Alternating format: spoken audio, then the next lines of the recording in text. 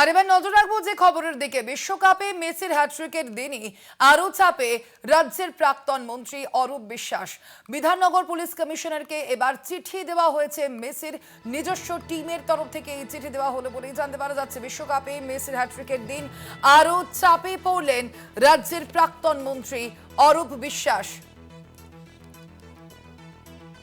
Bidhannagar police কমিশনারকে চিঠি মেসির নিজস্ব টিমের।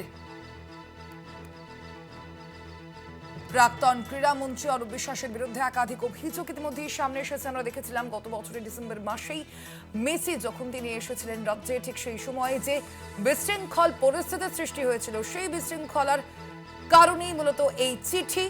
সেই বিশৃঙ্খলার পরই মূলত এই চিঠি আমরা দেখেছি ইতিমধ্যেই অরূপ বিশ্বাসের বিরুদ্ধে শতদ্রু দত্ত তার অভিযোগ আমরা দেখেছি, এবং তারই প্রেক্ষিতে এবার বিশ্বকাপে যেদিন মেসি হ্যাট্রিক করলেন, সেই হ্যাট্রিকের দিনই আরো চাপে পড়লেন, আরো বিপাকে পড়লেন বলা যায় রাজ্যের প্রাক্তন মন্ত্রী অরূপ বিশ্বাস।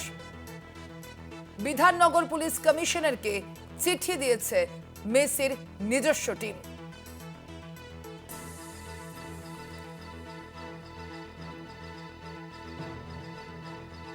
কথা বলবো আমরা এ নিয়ে। আমাদের সঙ্গে এই মুহূর্তে ফোন লাইনে রয়েছেন আমাদের Kolkata TV deputy editor Moupiya Nandi. Moupiya দি, এই চিঠিতে ঠিক কি উল্লেখ করা হয়েছে মেসির টিমের তরফ থেকে?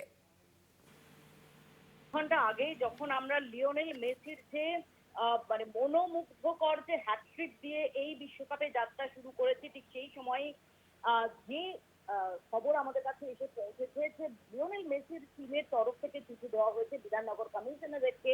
এবং গত 13ই ডিসেম্বর যেভাবে যুব ভারতী ক্রীড়াঙ্গনে মেসির ইভেন্ট দেখতে গিয়েছিল, এবং যা ডেফিনেটলি পশ্চিমবঙ্গের জন্য একটা অত্যন্ত কালো দাগ হয়ে আছে, কালো দিন হয়ে রয়েছে, সেই পরিপ্রেক্ষিতে এবার অরূপ বিশ্বাস এবং অন্যান্য যারা অভিযুক্ত তাদের চাপ বাড়ালো এই চিঠি। লিওনেল মেসির চিঠি এসে পৌঁছেছে বিধাননগর কমিশনারেটে, এবং সেখানে নির্দিষ্টভাবে কিন্তু ক্রীড়ামন্ত্রীর বিরুদ্ধে অভিযোগ করা হয়েছে।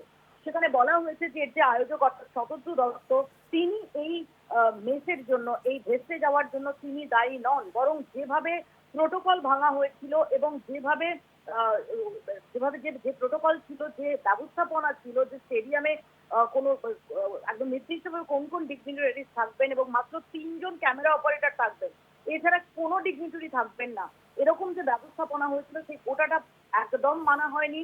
এবং সেখানে ক্রীড়ামন্ত্রী তিনি প্রচুর লোকজন নিয়ে ঢুকে যান, এবং সেখানে গিয়ে বলাই বাহুল্য যে ক্রীড়ামন্ত্রী অরূপ বিশ্বাস, এবং সেখানে তিনি তার কাঁধ এবং কোমর জড়িয়ে ধরে ছবি তোলার চেষ্টা করেন, ফিজিক্যাল কন্ট্যাক্টের চেষ্টা করেন, এইরকম অভিযোগ করা হয়েছে।